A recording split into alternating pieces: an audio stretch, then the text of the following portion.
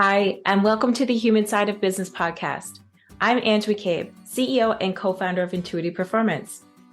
I'm a performance coach, HR professional, whole person leadership facilitator, and your host. The Human Side of Business podcast is fueled by the genuine curiosity to understand how personal characteristics and skills can be leveraged to drive individual and team performance, tangible outcomes, and ultimately organizational success within business. Each podcast is devoted to sharing knowledge, expanding our learning edges, and exploring the trends in corporate culture towards growing the emotional intelligence of organizations. I'm so glad you're here. Hi, and a warm welcome to episode number 2 of the Elevate Business podcast. I'm your host, Ange McCabe, CEO and founder of Intuitive Performance. And today I have the pleasure of introducing you to Pam Dempster, owner of Dempster Wellness, who is a Canadian certified professional ergonomist who's helping Nova Scotia and New Brunswick with health and wellness over the past 7 years. In 2019, she's also received some great kudos and recognition for top wellness companies across Canada by Core Health Technologies. Welcome, Pam. Thanks, Ange. Thanks for having me today. So tell us about yourself, your company, and a bit about your journey.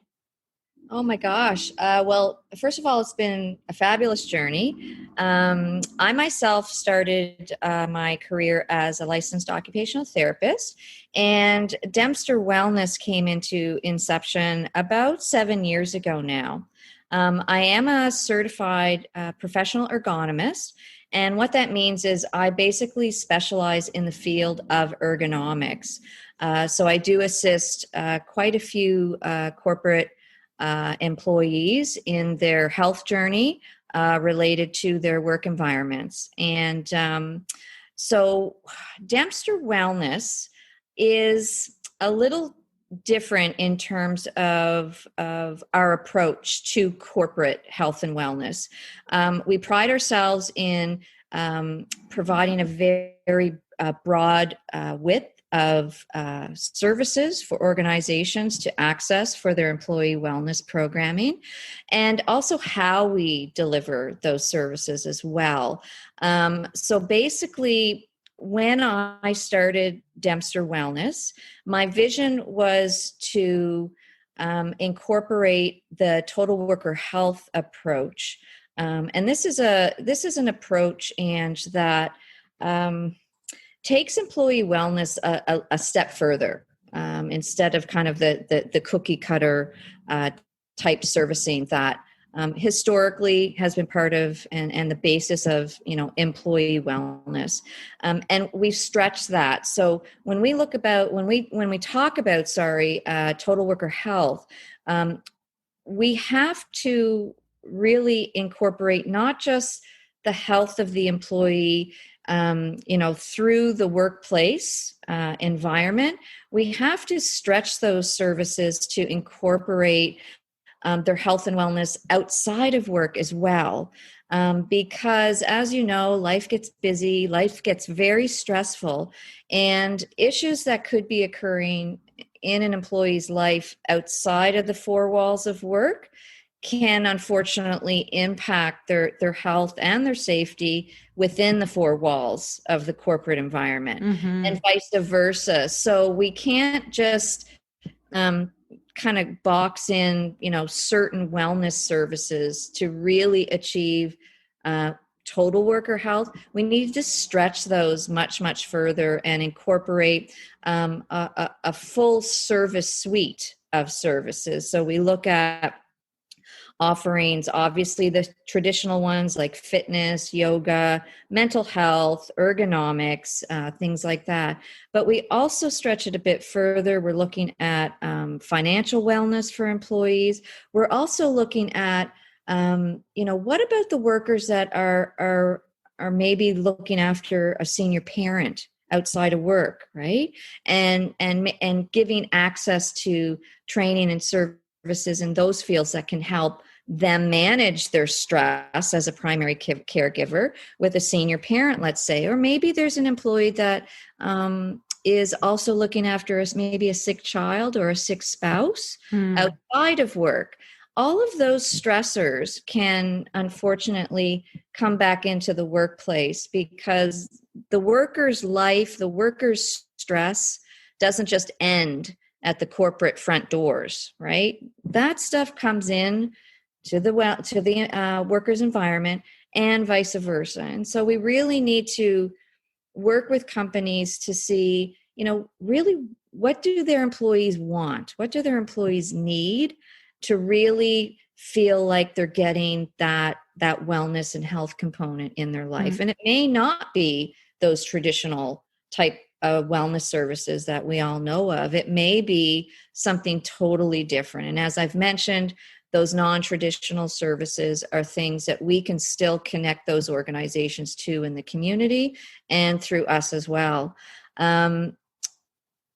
Another unique area that makes us distinct in what we do is how we deliver the services. So one huge gap that I identified as a practitioner in terms of working within organizations for so many years is that even though an organization may have pretty strong occupational health and safety initiatives and programming and services within their company, which does really, ensure all the safety things are checked off okay.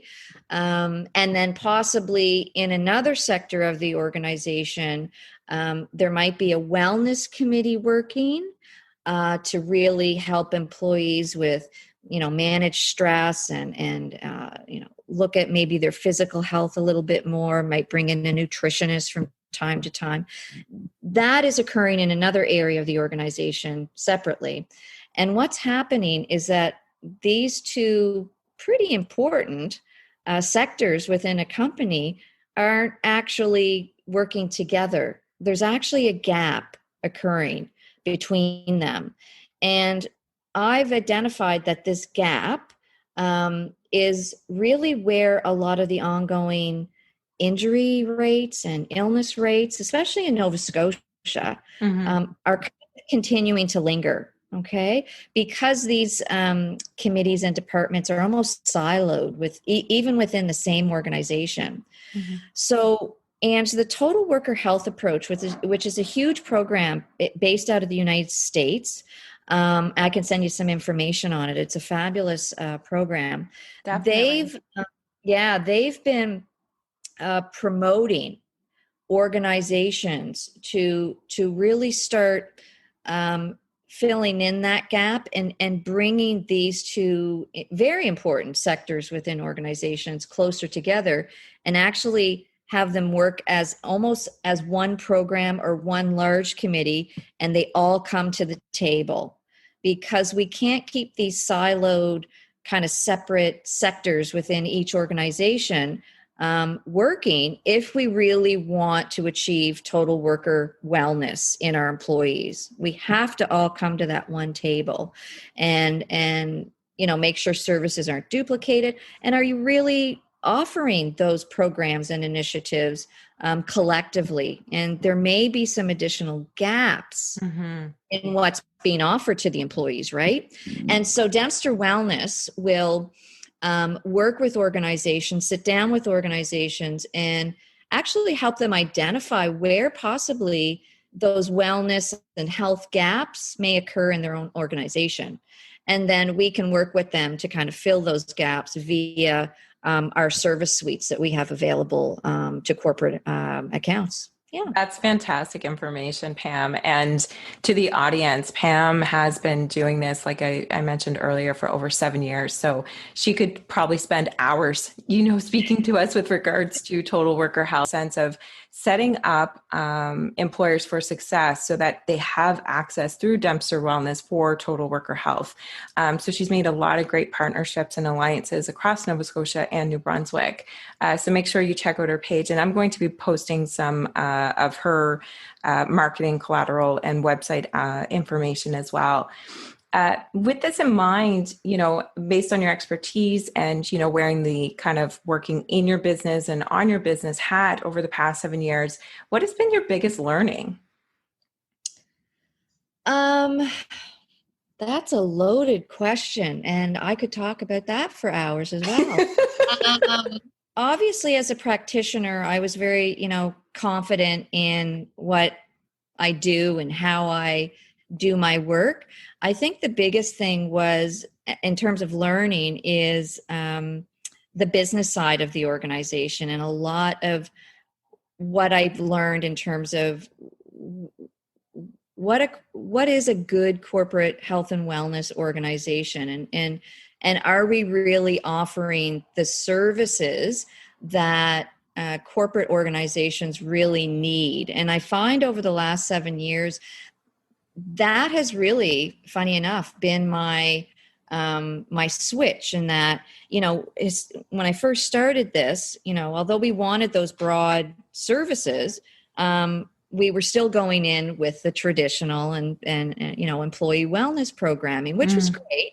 They still work, don't get me wrong.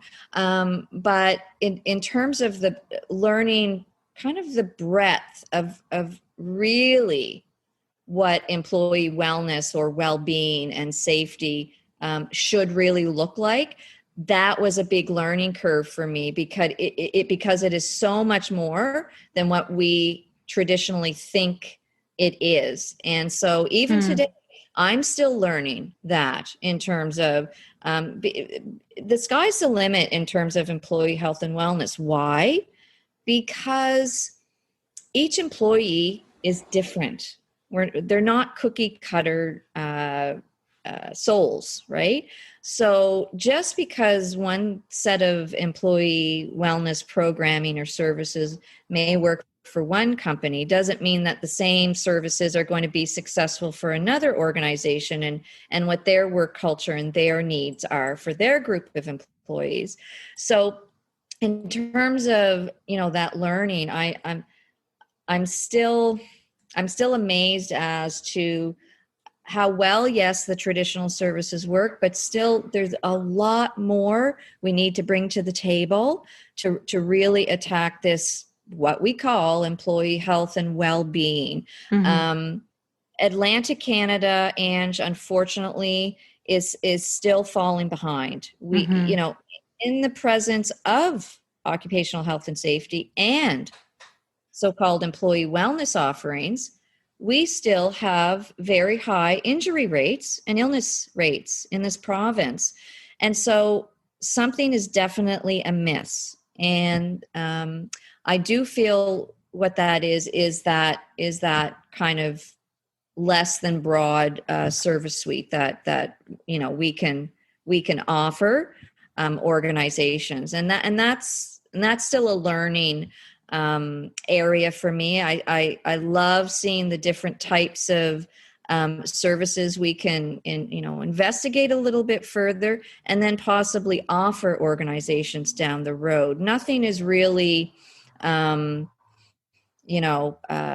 off. If an employee needs a specific type of a wellness service that they've been seeking out, we'll investigate it. We'll look into it, see what it's all about. Talk to the managers and talk to the CEOs, and see if it's something that they would potentially like to pilot, and then potentially bring in as a solid employee wellness offering for their own organization. So the learning component never ends, because these humans are constantly changing. We're not all the same. So the wellness services that we bring to an organization shouldn't be the same either. And so it's that uniqueness that I still am learning about, and also the business side of running a corporate health and wellness organization is always a learning opportunity for sure, and something that I've actually grown to love. Actually, So it's always interesting to see what is out there that I can learn. You never stop learning. You shouldn't ever stop learning. So that's just one of my mottos I've kind of used throughout the years. So Exactly. And so when you're talking about Dempster Wellness, it's like a switch that always turns on for you. You're so passionate about it. Tell us what motivates you. Oh my gosh. Really what motivates me is are the employees, are the people that I work with daily. I've been doing this for a very long time. Dempster Wellness is still quite new, but I've been practicing and specializing in the field of ergonomics for close to 25 years now, and Hmm. it's that connection with an employee that essentially needs me in terms of what I can bring to their health and in order to improve their health at that moment. And so a lot of what motivates me is just that, is what can I do today as a practitioner to make this employee and this organization healthier in Hmm. terms of just that small group of people that I may be initially going in to help. um, uh, in terms of their health and wellness, it tends to grow a bit larger than that, Hmm. that kind of one-on-one initial meeting. But really, that's what motivates me in terms of what I do every day, why I get up every day. COVID hit hard for a lot of organizations. Yeah, It hit Dempster Wellness for sure. of course. Um, and Ange, one of the things I missed the most during those first initial months Hmm. was that one-to-one, going in and meeting with my clients and talking to them and listening to their stories about, possibly their injuries that they sustained, or chronic issues that they're dealing with. And funny enough, Ange, a lot of those meetings, although I'm brought in to address, kind of a specific, let's say, area of discomfort for an employee in terms of, if an area of their body is uncomfortable or in pain. Funny enough, once we sit down and we actually start talking, um, things get broader.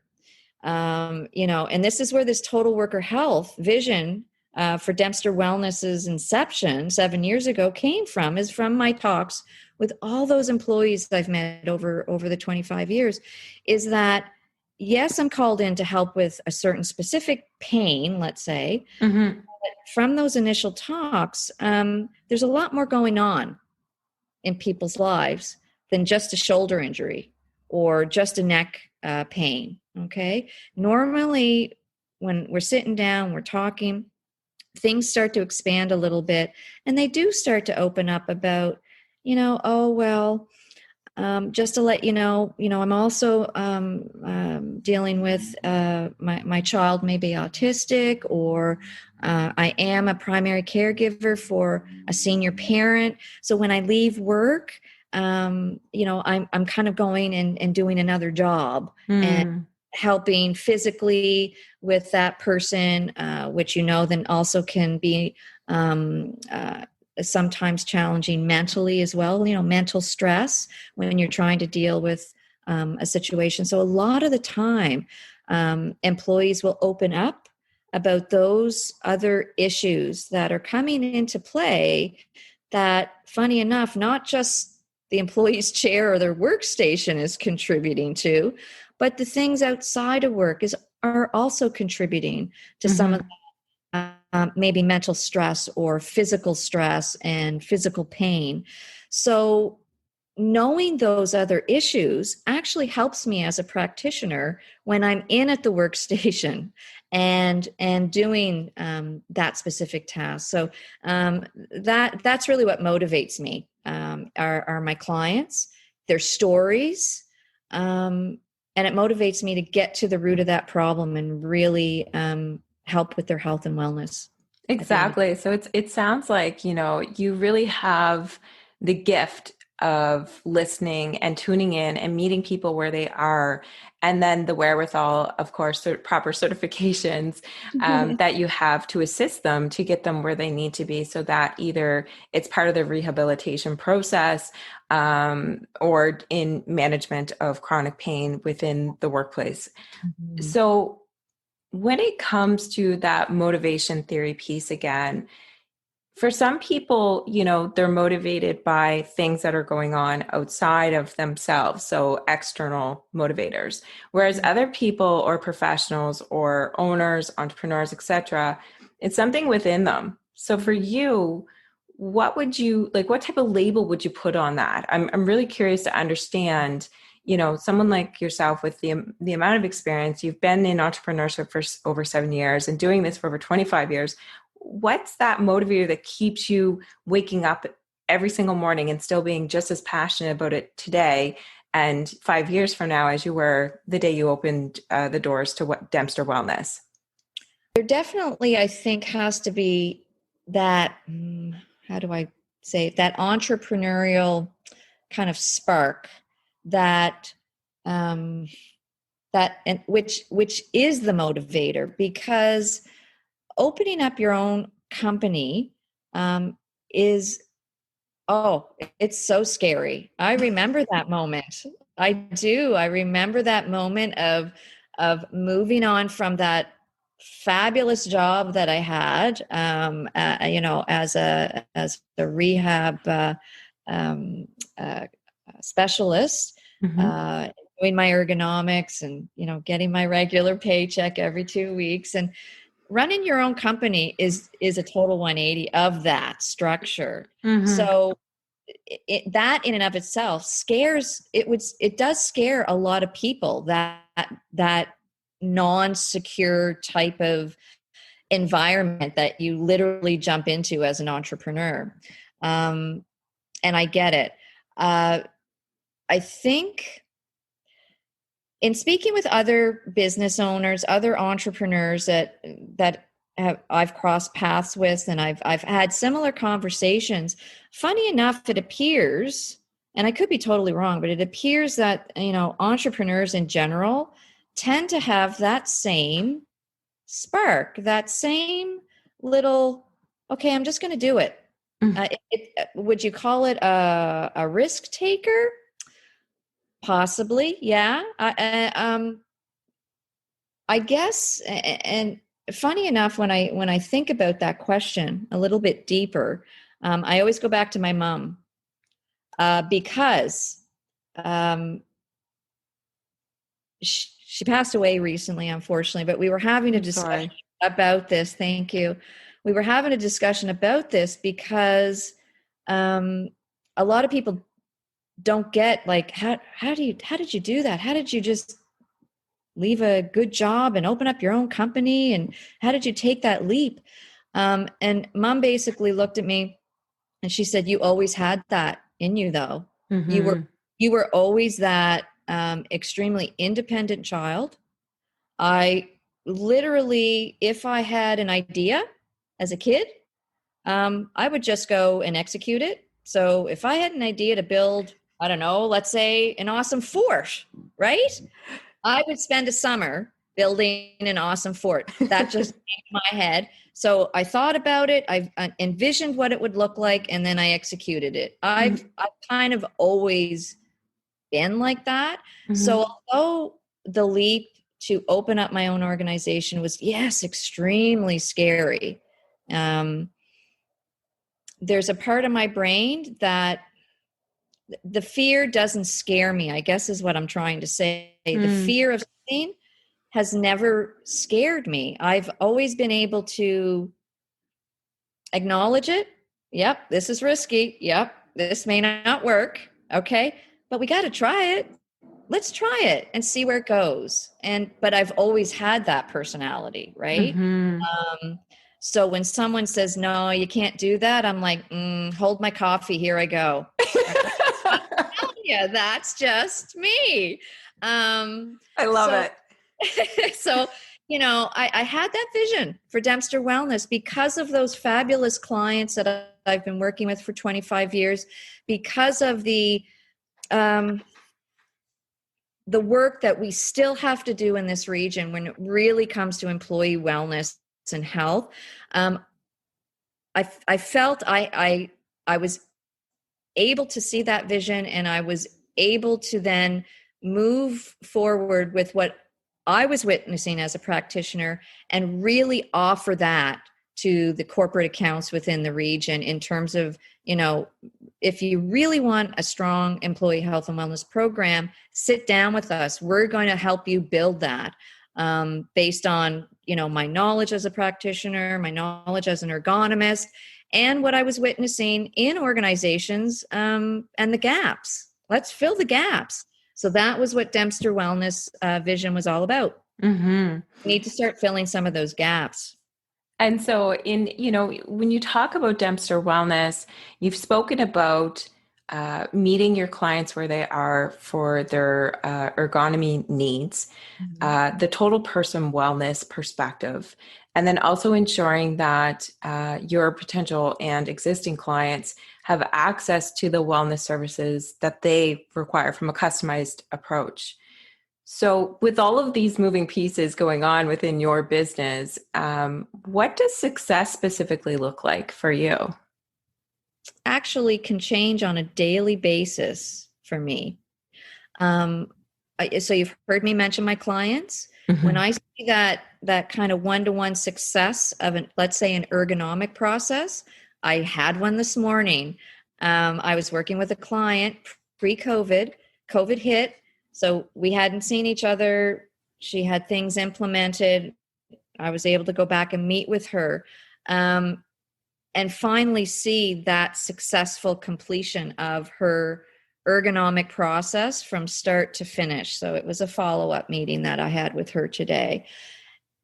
And Ange, the excitement on her face when we were going through this meeting and this is how this works and this is how this gets adjusted. Oh, that feels better. Oh my gosh. Yes.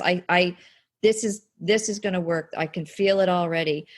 Those little things, those little one-to-one successes really hit home for me because that's really the core of who I am as a practitioner. Mm-hmm. My heart is with my employees who need me and need my ergonomic services to help with their injury, to help with their health. So those successes are always great. But as I said, it kind of changes from day to day. The next day, it could be,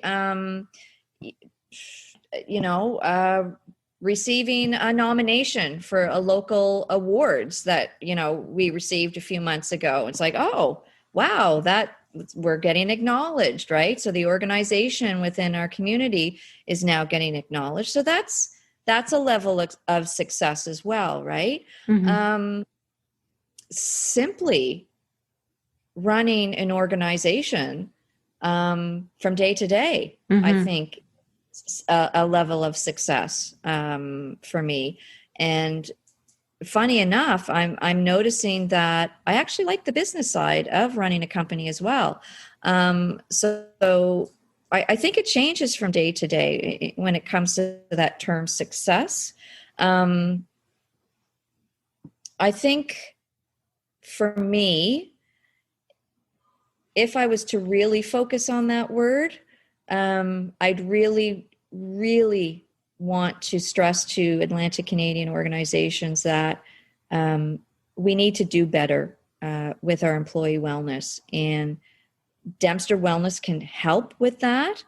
And there's a lot more that collectively we can do to make the health and wellness of our employees more successful, to make employee programming more successful, mm-hmm. Health services within organizations more successful. That, to me, is really a goal, is to see those larger successes within corporate organizations that we're helping. That would be great as well. And we're seeing baby steps, there's baby steps. Exactly. Occurring. It's happened. Yeah. Exactly. And I'm hearing that, for you in Dempster Wellness, it's not so much just the success of Dempster, but rather I guess the primary focus is what I'm hearing is that it's about the clients, in which you call my employees. That's Yes, amazing. yes. So what, if you could leave us with 3 words of inspiration, Mm. what would you want? Definitely, don't give up.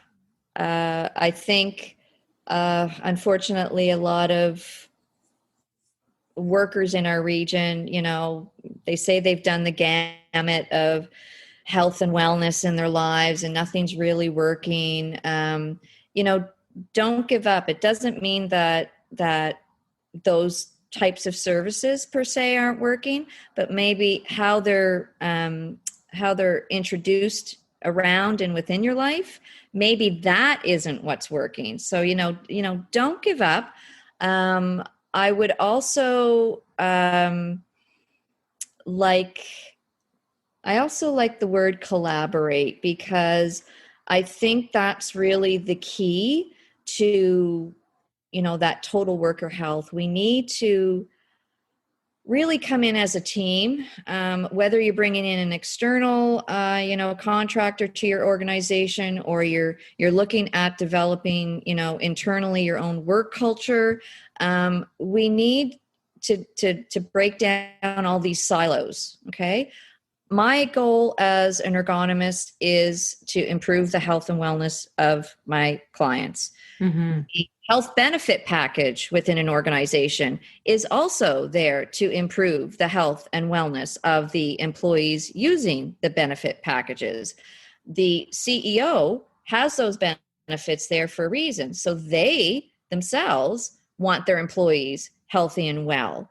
The safety sector, the wellness committee, they too all want the employees to be healthy and well. But Mhm. unfortunately, we're all working separately, doing our own little thing. And that separateness is what is really continuing to perpetuate these injuries and illnesses and high stress levels, really. So we need to collaborate more. I really like that term, to collaborate and come together to do that total worker health approach. And then finally, I would say to any new entrepreneurs, maybe just starting out, is to just go for it. Take the risk, and give it a try. Yeah, because you have to try it. Exactly, exactly. Thank you very much, Pam, for joining me today. I really appreciate you sharing your entrepreneurial insights with Intuitive Performance and our subscribers. For those who would like to learn more about your business, we're going to provide a link to your company's profile on the Elevate Business podcast title page. Take good care. Thanks for listening to the Elevate Business podcast. I hope you enjoyed the program. You can subscribe to future podcasts at intuitiveperformance.com, where you can also sign up for webinars and learn more about professional coaching and the performance solutions available to help and derive actions for success. Until next time, stay true to you and take care of each other. We're all better together. Thanks for listening to the Human Side of Business podcast. I'm glad you could join us. If you enjoyed today's episode and want to stay updated with our latest content, make sure to visit our website. The link can be found in the episode description, where you can subscribe to the podcast, sign up for our newsletter, and learn more about our whole person leadership services. Sounds interesting? Explore the Whole Person Leadership Cohort by Intuitive Performance, a unique program that offers unparalleled support to managers on every step of their leadership journey. Our program features evidence-based assessments, workbooks, group coaching, and interactive learning experiences to help you level up your leadership skills. Reach out today to apply to one of our upcoming cohorts. Until next time, take care and stay curious.